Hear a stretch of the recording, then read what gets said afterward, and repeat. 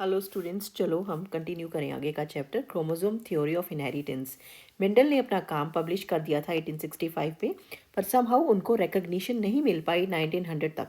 क्या रीजंस जानते हैं हम आगे। फर्स्टली, कम्युनिकेशन उस टाइम पे इजी नहीं था जैसे अब सोशल मीडिया के थ्रू अवेलेबल है।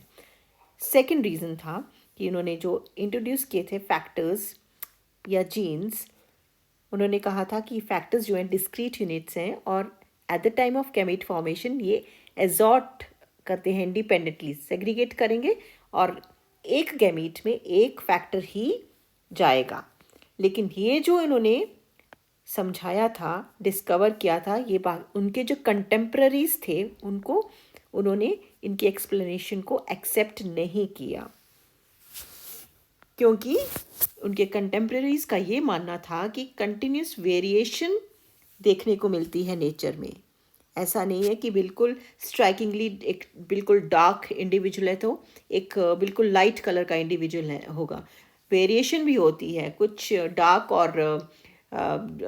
और लाइट के बीच के स्किन कलर के भी इंडिविजुअल्स होते हैं। तो इसीलिए उनके कंटेम्प्रेरीज ने उनकी डिस्कवरी को नहीं माना था।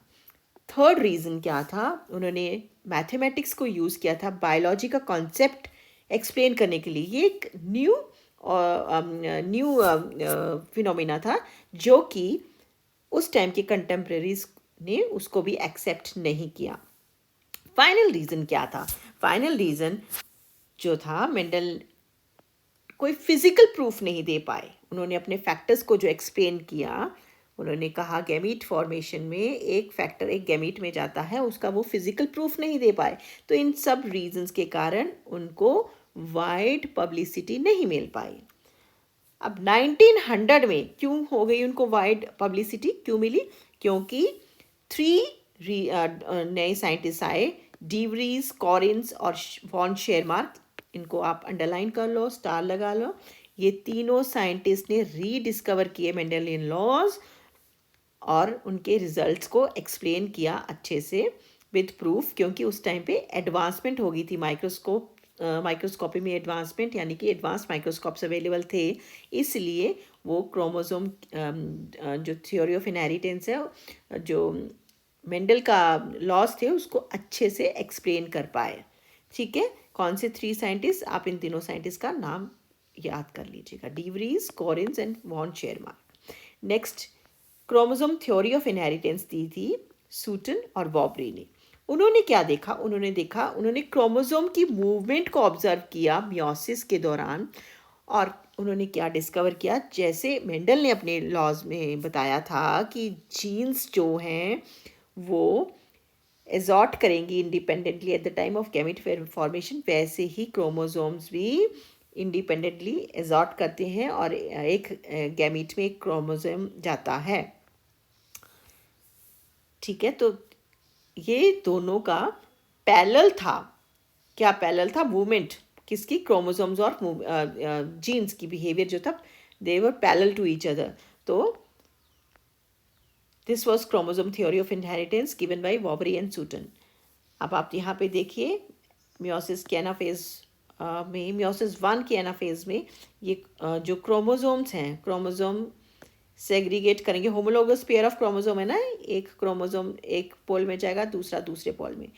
मियोसिस 2 में क्या होता है, ये जो क्रोमोसोम के क्रोमेटिड्स हैं ये भी सेग्रीगेट कर जाते हैं। ये जो क्रोमेटिड्स हैं ये भी सेग्रीगेट करके एक गैमीट में एक क्रोमेटिड जाता है। तो आप देखिए, ये जीन और क्रोमोसोम्स जो हैं इनका बिहेवियर पैरेलल है, सिमिलर है।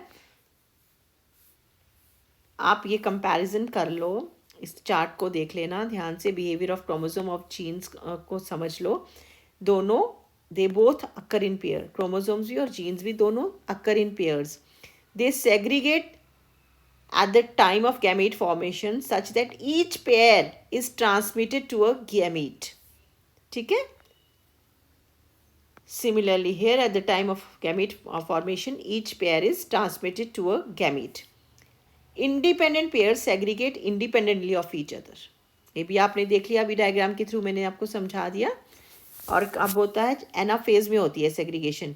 मियोसिस 1 में देखो, ये दो पॉसिबिलिटीज़ बताई हैं क्रोमोसोम्स की, अलग अलग कलर्स के थ्रू आपको समझाया है। मियोसिस 1 एनाफेज 1 में ये ऑरेंज और ग्रीन वाला एक पोल में जाएगा, येलो रेड वाला एक पोल में जाएगा। मियोसिस 2 में ये होमोलोगस पेयर ऑफ क्रोमोसोम्स है। मियोसिस 2 में क्रोमेटिड्स का भी सेग्रीगेशन हो जाएगा। ओके, ये क्रोमेटिड्स भी सेग्रीगेट होगी और जर्म सेल्स में देखो एक क्रोमेटिड एक ही जर्म सेल में यानी कि गैमीट में आई है। ये पॉसिबिलिटी 2 भी बताइए आपको डिफरेंट कलर ऑफ क्रोमोसोम से। ठीक है, इन इसमें क्या दिख रहा है आपको? इंडिपेंडेंट असॉर्टमेंट दिख रही है क्रोमोसोम्स की। So, Boveri and Sutton, they have given you chromosome theory of inheritance. फिर एक और साइंटिस्ट थे थॉमस हंट मॉर्गन, ये भी बहुत इंपॉर्टेंट नाम है। इन्होंने क्या ऑब्जर्व किया था? Variation is caused due to sexual reproduction. Variation जो आती है इंडिविजुअल्स में वो सेक्सुअल रिप्रोडक्शन की वजह से आती है। और उन्होंने एक बहुत इम्पॉर्टेंट फ्रूट फ्लाई जिसका नाम है ड्रोसोफिला मेलानोगास्टर, इसका नाम भी आपको लर्न करना है। इस पे काम किया था। क्यों चूज़ किया उन्होंने ड्रोसोफिला मेलानोगास्टर को? क्योंकि इन रीजंस की वजह से, ये रीजंस भी एग्जाम में पूछे जा सकते हैं, तो आपको ये आप यहाँ पे 1 2 3 4 लिख लीजिए। They complete their life cycle in 2 weeks. इनकी लाइफ साइकिल बहुत शॉर्ट है, तो आपको उनके जीन्स की इंडिपेंडेंट असॉर्टमेंट वगैरह को स्टडी करने के लिए बहुत आसान हो जाएगा। 2 वीक्स में आपके पास रिजल्ट आ जाएगा। और सिंगल मेटिंग से ये लार्ज नंबर ऑफ प्रोजेनीज, आप वेरिएशन जो ऑब्जर्व कर सकते हो बहुत आसानी से ऑब्जर्व कर सकते हो ड्रोसोफिला मेलानोगास्टर में। और मेल और फीमेल जो फ्लाइज हैं ये इजीली डिस्टिंग्विशेबल हैं। फोर्थ रीज़न जो है, many type of hereditary variations were seen with low power microscopy. तो लो पावर माइक्रोस्कोप्स के थ्रू ही आप इनकी ड्रोसोफिला मेलानोगास्टर की हेरिडिटरी वेरिएशंस को स्टडी कर सकते हो। तो ये 4 रीज़न है why Thomas Hunt Morgan selected Drosophila melanogaster for his research. Next है, ये भी बहुत इंपॉर्टेंट टॉपिक है, लिंकेज एंड रिकॉम्बिनेशन। ओके, अब मॉर्गन ने ड्रोसोफिला पे काम किया, ये तो आपको पता चल गया। बहुत सारे डाई हाइब्रिड क्रॉसेस किए ड्रोसोफिला के मेल और फीमेल इंसेक्ट्स में। तो उन्होंने क्या किया? हाइब्रिडाइज किया येलो बॉडीड और वाइट आइड फीमेल्स ली to brown bodied and red eyed males. और जो उनकी जो F1 प्रोजेनी हुई उसको भी इंटरक्रॉस किया। उन्होंने क्या ऑब्जर्व किया? उन्होंने किया कि जो 2 जीन्स थे वो सेग्रीगेट नहीं कर रहे थे independent of each other. F2 ratio जो है डिविएट कर गई 9:3:3:1, जो कि प्रोवन था by dihybrid cross of Mendel. तो यहाँ पे वेरिएशन एस्टेब्लिश कर दी मॉर्गन ने बता दिया कि वेरिएशन है, डिविएशन हो रहा है फ्रॉम दिस रेशो जो कि एस्टेब्लिश की थी मेंडल ने। तो उन्होंने ये भी बोला कि बिल्कुल स्ट्राइकिंगली डिफरेंट इंडिविजुअल्स नहीं होते, थोड़े थोड़े वेरिएशन वाले इंडिविजुअल्स भी अराइज करते हैं ड्यू टू सेक्सुअल रिप्रोडक्शन। अभी इसका मेन रीज़न क्या था आइए जाने, यहाँ पे समझो। मेंडल ने क्या देखा कि जीन्स जो थे, उन्होंने एक्स क्रोमोसोम बेसिकली उस पर स्टडी किया। उन्होंने देखा कि when 2 genes in a dihybrid cross were situated on the same chromosome, the proportion of parental gene combination were much higher than the non-parental gene combination. अब देखो बेटा, सेम क्रोमोसोम, ये एक क्रोमोसोम है। अब इसमें जो सेम क्रोमोसोम पे जो जीन्स हैं इनका बहुत कम है कि इनकी क्रॉसिंग ओवर होगी और न्यू रिकॉम्बिनेंट्स तैयार होंगे, क्योंकि ये इनके बीच का डिस्टेंस बहुत कम है, तो क्रॉसिंग ओवर का चांस कम हो जाएगा सेम क्रोमोसोम में। जबकि अगर आप एक और क्रोमोसोम ले लोगे, 2 क्रोमोसोम ले लोगे, तो आप देखोगे कि इसका और इसका ये जो सेगमेंट्स है ये क्रॉस ओवर कर सकती हैं।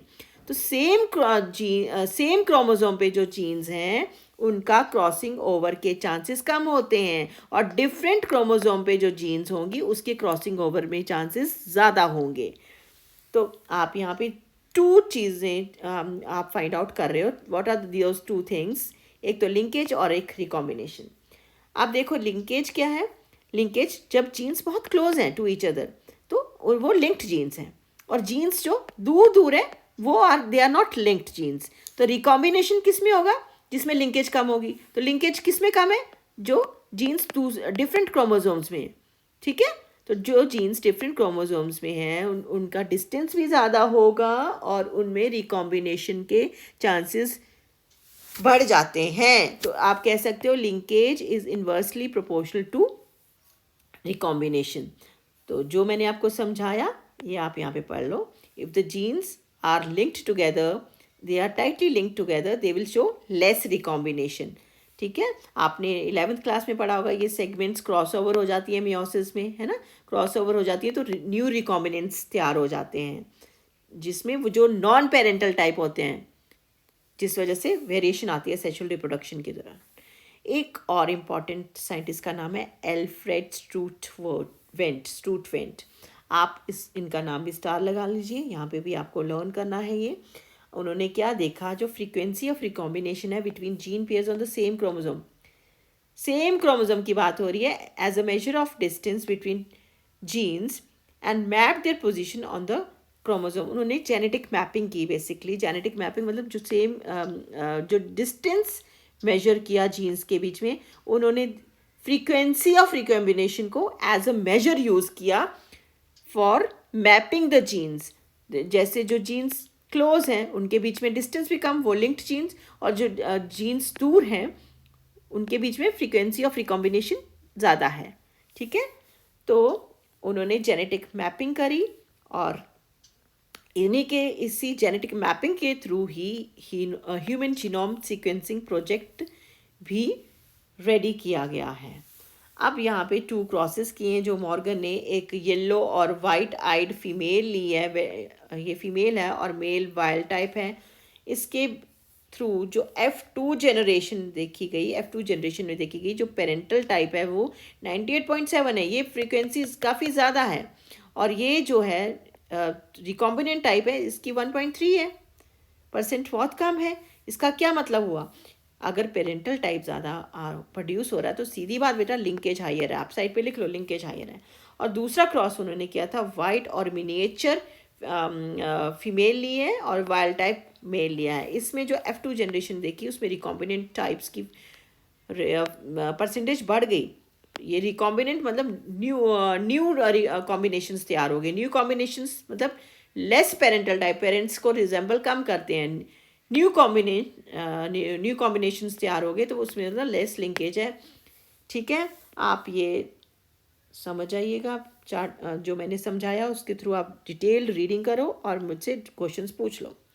पॉलीजीनिक इनहेरिटेंस का आपको ये टर्म से पता चल रहा है। पॉलीजीनिक मतलब बहुत सारी जीन्स, मल्टीपल जीन्स, बहुत सारी जीन्स एक ट्रेट को जब गवर्न करती हैं या कंट्रोल करती हैं उसको कहते हैं पॉलीजीनिक इनहेरिटेंस। एग्जाम्पल ले लो ह्यूमन बींग्स का। ह्यूमन बींग्स आपको टॉल और शॉर्ट इंडिविजुअल्स ही नहीं मिलते, आपको whole range of possible heights मिलती है। इस ट्रेट्स को, such traits which are generally control by 3 और मोर देन 3 जीन्स, इसको कहेंगे पॉलीजीनिक ट्रेट्स और इस इनहेरिटेंस को कहते हैं पॉलीजीनिक इनहेरिटेंस। एक और एग्जांपल है ह्यूमन स्किन कलर का। इसमें भी आपको वेरिएशन मिल जाती है, डार्केस्ट और लाइटेस्ट इंडिविजुअल्स ही नहीं होते हैं, एक बिल्कुल काला एक बिल्कुल गोरा, ऐसा नहीं है, वेरिएशन मिलेगी आपको स्किन कलर्स में। तो आप यहाँ पे, और ये इसमें जितने एलील्स होंगे उनका एडिटिव इफेक्ट होगा। इसको एडिटिव इफेक्ट क्या है, जैसे आप ये देखिए कैपिटल A B और C, ये मान लीजिए 3 जीन्स हैं जो कि कंट्रोल कर रहे हैं स्किन कलर को, ये डोमिनेंट फॉर्म है तो जिसमें ये पाई जाएंगी, तीनों कैपिटल मतलब डार्केस्ट इंडिविजुअल डोमिनेंट फॉर्म है, ठीक है। और जिसमें ये रिसेसिव ABC रिसेसिव, ये लाइट स्किन कलर वाला होगा। और जिसका जीनोटाइप ये है capital A capital B C, तो ये डार्केस्ट इंडिविजुअल होगा, डार्केस्ट स्किन कलर वाला होगा। और जिसमें तीनों ही रिसेसिव हैं ये लाइटेस्ट स्किन कलर वाला होगा। लेकिन इंटरमीडिएट स्किन कलर वाला भी तो होगा जिसमें 3 रिसेसिव हैं और 3 डोमिनेंट हैं। नेक्स्ट आ गया आपका प्लायोट्रॉपी। प्लायोट्रॉपी आपका पॉलीजीनिक इनहेरिटेंस से बिल्कुल उल्टा है। इसमें एक जीन है और वो मल्टीपल एक्सप्रेशन को या फिनोटिपिक एक्सप्रेशन को कंट्रोल कर रही है। फॉर एग्जांपल आ गया फिनाइल कीटोन्यूरिया। फिनाइल कीटोन्यूरिया एक डिजीज़ है, ठीक है, जो कि mutation in the single gene की वजह से होती है। क्या होता है इसमें, ये जो जीन है ये कोड करती है इस एंजाइम के लिए फिनाइल एलानिन हाइड्रोक्सीलेज। इसमें सिंगल जीन म्यूटेशन हो जाता है जिस वजह से ये नहीं बना पाएगी तो उस वजह से क्या होगा, बहुत सारे फिनोटिपिक एक्सप्रेशन होंगे उस इंडिविजुअल में। क्या क्या फिनोटिपिक एक्सप्रेशन होंगे, उसकी मेंटल रिटार्डेशन हो जाएगी, ठीक है। मेंटल रिटार्डेशन के साथ साथ उसका जो हेयर है उनमें भी रिडक्शन हो जाएगा और स्किन की पिगमेंटेशन भी नहीं बनेगी। तो ये मल्टीपल इफेक्ट्स हैं एक सिंगल जीन म्यूटेशन की वजह से हो रहे हैं। प्लायोट्रॉपी इसका एग्जाम्पल है। डिजीज़ का नाम है फिनाइल कीटोन्यूरिया। सेक्स डिटर्मिनेशन हम नेक्स्ट लेक्चर में कंटिन्यू करेंगे।